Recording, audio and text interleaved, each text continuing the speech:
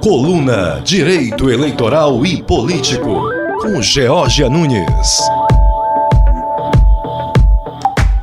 Boa noite, queridos e queridas ouvintes da Rádio Universitária. Estamos aqui mais uma vez com a coluna Direito Eleitoral e Política. É um grande prazer estar conversando com vocês novamente. Vamos falar de democracia? Vamos falar de representação política? A nossa Constituição Federal de 1988 diz que todo poder emana do povo, que o exerce por meio de seus representantes eleitos. Mas está havendo democracia quando se constata uma grave subrepresentação de mulheres na política? Nós podemos dizer que de fato a Constituição está sendo observada quando se tem quase 53% do eleitorado de mulheres e em média apenas 10% de representantes eleitas? O que há de errado? Nós não já temos leis de cotas de candidaturas? Por que essas cotas não funcionam? Essa lei é ineficaz? Qual o problema desta subrepresentação? Ainda mais quando se verifica que quase 44% em média dos filiados aos partidos políticos são mulheres. Por que essas mulheres não estão nos espaços de poder, em especial na política? Essas perguntas e diversas outras vêm sendo objeto de amplo debate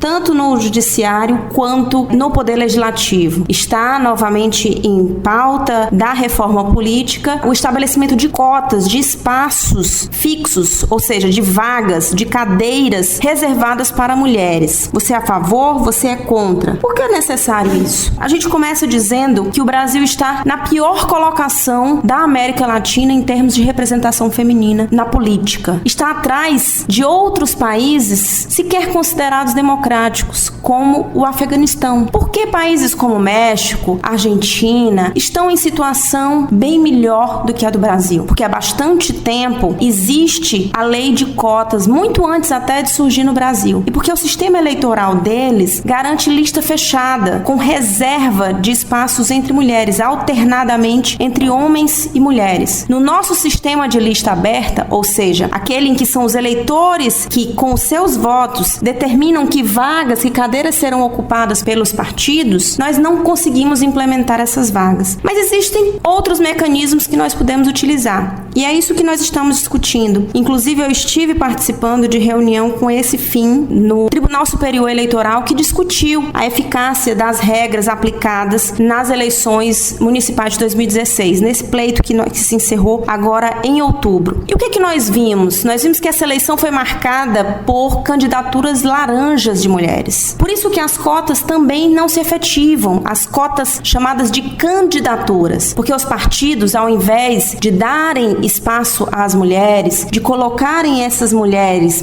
com vias de competitividade nas campanhas, eles colocam apenas para preenchimentos de cotas. E a Justiça Eleitoral já entendeu que isso configura fraude à lei e também que irá punir os partidos e coligações que se utilizaram desse tipo de fraude. Só para se ter uma ideia, a partir de 2012, quando começou efetivamente a ser cobrado pela Justiça Eleitoral o cumprimento das cotas, inclusive com o indeferimento dos registros de candidatura dos partidos e coligações que não as cumprissem, o número de candidaturas laranjas femininas dobrou. Em 2008, nós tínhamos candidatos com 0 votos no número de 5.210. Desses 5.000, 2.327 eram mulheres, 2.883 eram homens. Então, praticamente 50%. Em 2012, o número de candidaturas zeradas com 0 voto subiu para 24.840. Desses 24.000, 21.432 eram mulheres, ou seja, 86,28% dos candidatos com 0 votos em 2012 eram mulheres, contra apenas 3.408 homens. Em 2016, esse percentual se manteve, com 18.577 candidaturas zeradas, sendo 15.957 de mulheres. É por isso que nós somos completamente a favor das medidas que a Justiça Eleitoral Eleitoral, que o Ministério Público Eleitoral e que diversas advogadas estão adotando no sentido de pedir o indeferimento, na verdade,